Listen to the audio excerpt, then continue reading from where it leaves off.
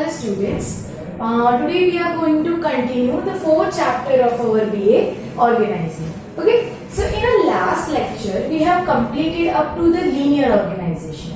Okay, linear organization में हमने क्या पढ़ा था कि एक हेड होता है, उसको आपको फॉलो करना होता है, तो आपके दिमाग में क्लियरिटी आ जाती है that according to head you have to do your work.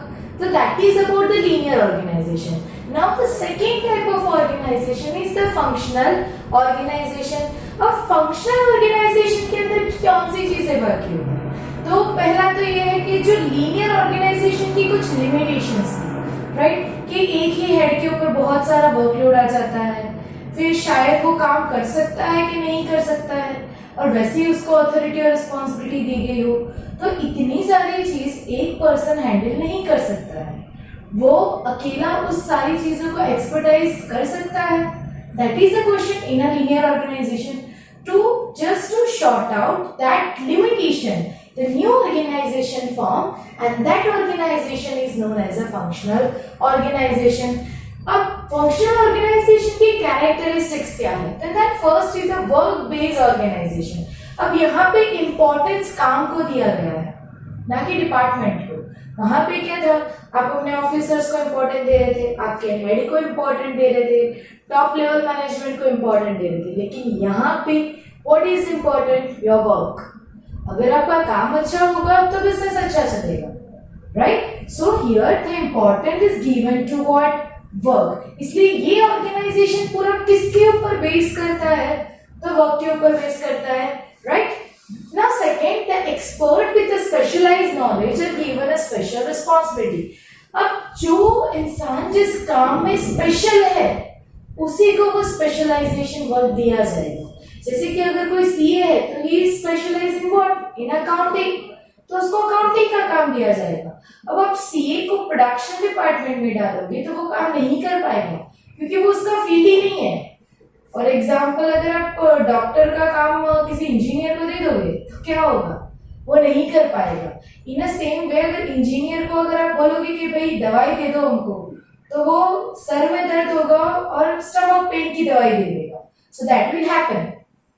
तो फंक्शनल ऑर्गेनाइजेशन ऐसा मानता है कि जिस एक्सपर्ट के पास जो स्पेशलाइज्ड नॉलेज है उसको उसी हिसाब की स्पेशल रिस्पॉन्सिबिलिटी दी जाए तो वो कर सकता है, राइट? और अगर उसको अपनी फील्ड के बाहर का कोई काम दिया जाएगा तो वो नहीं कर सकता, राइट? तो here the importance given to the work, and the work is given according to their specialised knowledge. Now formation. अभी फंक्शनल ऑर्गेनाइजेशन पूरा बनता कैसे है, राइट? कि बोला कि भाई आपको एक्सपर्टाइज नॉलेज चाहिए, ये करना है, वो करना है, सब कुछ एक साथ इकट्ठा कर दिया आप लोगों ने. अब इसको हम अगर चार्ट में पढ़ते हैं तो आपके लिए इजी बनता है. कैसे? अब देखो, एक स्पेशलाइज्ड पर्सन है तो उसके अंडर सिर्फ एक काम नहीं होगा. ओके, फॉर एग्जांपल अगर कोई सीए है तो सीए अपना काम तो करेगा, राइट? अपने साथ साथ वो असिस्टेंट अकाउंटिंग का काम भी संभालेगा. ओके, और उसके अंदर भी कोई काम कर रही होगी, उसको भी वो संभालेगा. क्यों? क्योंकि उसको पूरे फील्ड में क्या है, एक्सपर्ट है. तो उसके अंदर कोई एक पर्सन नहीं होगा, उसके अंदर बहुत सारे लोग काम कर रहे होंगे.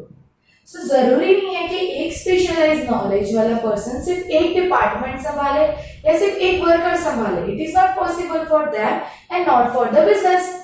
So here at the top it is a chief officer, right? हमारा जो सबसे इंपॉर्टेंट ऑफिसर होता है वो always remain at the top. Now इसके अंदर कौन काम करेगा? तो एडमिनिस्ट्रेटिव डिपार्टमेंट और फैक्ट्री डिपार्टमेंट. ओके, तो यहाँ पे चीफ ऑफिसर के बीच में दो जने काम कर रहे हैं. एक तरफ है एडमिनिस्ट्रेटिव डिपार्टमेंट और दूसरी तरफ है factory department. Now under administrative worker 4 people are working, and who are that 4 people? Information officer, discipline officer, account officer and the guidance officer. These 4 officers are working under the administrative department. मतलब आप जो official work संभाल रहे हो office में बैठकर, तो उसमें आपको किसकी जरूरत होती है? तो इंफॉर्मेशन. जो आप रिसर्च वर्क करते हो तो रिसर्च वर्क कौन करता है? Information officer. Then second, discipline officer. Of course you have to maintain a discipline in your office, so that work is done by whom? So discipline officer. Then account officer. तो he has to maintain all the account of the firm, so he is doing that work that is done by the account officer. Then the guidance officer, मतलब काम कैसे करना है, किस तरह से काम किया जाता है, that guidance given by a person is known as a guidance officer. Okay, अब ये 4 पर्सन किसके नीचे काम करते हैं, तो एडमिनिस्ट्रेटिव डिपार्टमेंट के अंदर काम करते हैं. Okay, now on the other side factory department. अब फैक्ट्री मतलब एक्चुअल वर्क हो रहा है, राइट, एक्चुअल वर्क हो रहा है, तो ग्रुप ऑफिसर मतलब जो एम्प्लॉइज होते हैं, जो वर्कर होते हैं, उनका ग्रुप बनाया जाता है और उसके हिसाब से उनको वर्क दिया जाता है. So there we need a group officer.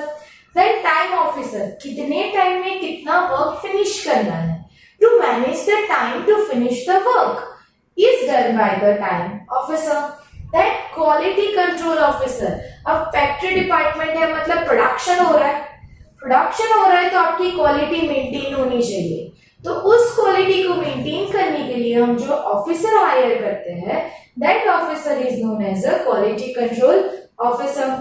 Then maintenance engineering, अब ये फैक्ट्री डिपार्टमेंट है तो मशीनरी होगी, अलग अलग इक्विपमेंट होंगे, तो उन सब इक्विपमेंट को और मशीनरी को मेंटेन करने के लिए हम एक इंजीनियर रखेंगे, and that engineer is known as a maintenance engineer. Okay, अब सबका काम आपको समझ में आ गया. अब ये भी क्लियर हो गया कि भाई चीफ ऑफिसर के अंडर कौन काम करेगा, तो भाई एडमिनिस्ट्रेटिव डिपार्टमेंट और फैक्ट्री डिपार्टमेंट. अब एडमिनिस्ट्रेटिव डिपार्टमेंट के अंदर काम करेगा तो information, discipline, account and guidance officer, and factory department के अंदर काम करेंगे group, time, quality and the maintenance engineer. तो ये क्लियर हो गया. Okay, now employees and the worker at the bottom level. अब ये भी समझ में आ गया कि भाई चीफ ऑफिसर अपना टॉप लेवल है, फिर एडमिनिस्ट्रेटिव और ये सारे ऑफिसर हमारे मिडिल लेवल पर आते हैं, और employees and worker that comes at the bottom level of the management. अब इंफॉर्मेशन ऑफिसर है, ठीक है, तो वो एम्प्लॉय से भी कनेक्टेड होगा और वर्कर से भी कनेक्टेड होगा, राइट, क्योंकि उसको इंफॉर्मेशन अगर एम्प्लॉयज को देनी है तो वर्कर को भी देनी पड़ेगी. So in case we can say that information officer is connected with the employees also and with the worker also. अब डिसिप्लिन ऑफिसर है तो डिसिप्लिन में तो एम्प्लॉयज को भी डिसिप्लिन में रखना है और वर्कर को भी डिसिप्लिन में रखना है, राइट. तो discipline officer is also connected with the employees as well as the worker. Then account officer तो वो हर किसी का संभालता है, ऐसा तो है नहीं कि सिर्फ ऑफिस का अकाउंट संभालेगा, वो फैक्ट्री का भी तो अकाउंट संभाल रहा है. So along with that, accounting officer is also connected with the employees as well as the worker. Then guidance officer, तो guidance officer तो एडमिनिस्ट्रेटिव डिपार्टमेंट भी गाइडेंस देगा और फैक्ट्री डिपार्टमेंट में भी गाइडेंस देगा, तो वो हर किसी को दे रहा है ना. So is also connected with the worker as well as the employee. अब on the other side factory में जो लोग काम करते हैं, ग्रुप ऑफिसर, तो वो सिर्फ अपनी फैक्ट्री का ग्रुप नहीं बनाएगा, उसको एडमिनिस्ट्रेटिव डिपार्टमेंट में भी काम करना पड़ेगा, right. So this is connected with the worker also and employees also. Then time officer, तो फैक्ट्री में भी टाइम मैनेज करना है और ऑफिस में भी टाइम मैनेज करना है. So time officer is also connected with both department.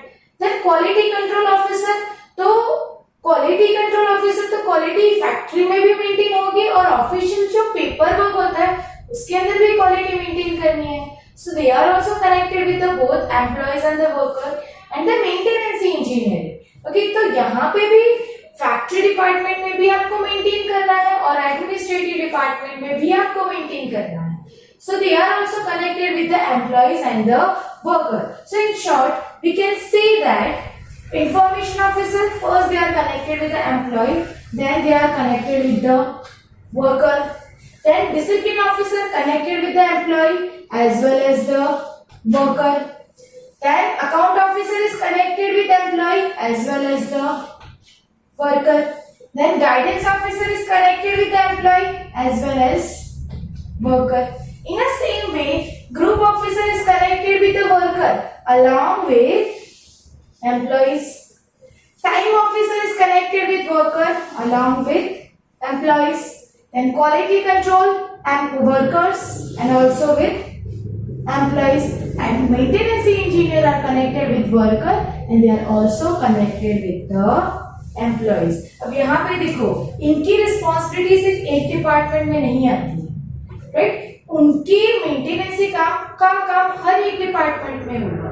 वो जिस डिपार्टमेंट में स्पेशलाइज है, उस पूरी स्पेशलाइज को उनको क्या करना है, मेंटेन करना है। तो यहाँ पे स्पेशलाइज अगर आपको रिस्पॉन्सिबिलिटी दी जाती है, तो कंपनी में वो जो भी काम है उस सारे डिपार्टमेंट पे आपको ध्यान देना पड़ेगा। ऐसा नहीं कि भाई सिर्फ प्रोडक्शन किया तो प्रोडक्शन का ही देखो, लेकिन अगर प्रोडक्शन किसी और के साथ कनेक्टेड है तो आपको वहां पे भी काम करना पड़ेगा, because you are specialised knowledge in that field. So this is all about our functional organization. Okay, so the second type of organization, that the functional organization that we have completed today. Thank you, students.